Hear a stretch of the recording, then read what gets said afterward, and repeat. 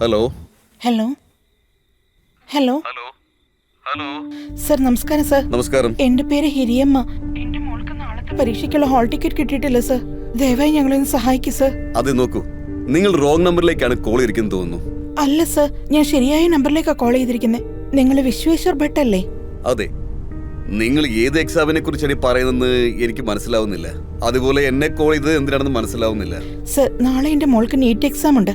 അതിനായിട്ട് അവള് 2 വർഷം കഷ്ടപ്പെട്ട് പഠിച്ചതാ. എന്റെ സ്വപ്നം അവളുടെ ഭാവിയും രണ്ടും ഈ പരീക്ഷയെ അടിസ്ഥാനപ്പെടുത്തിയ.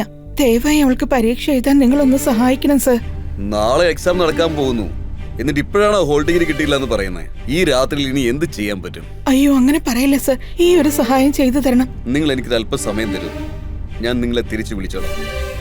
ആ, ശരി സർ.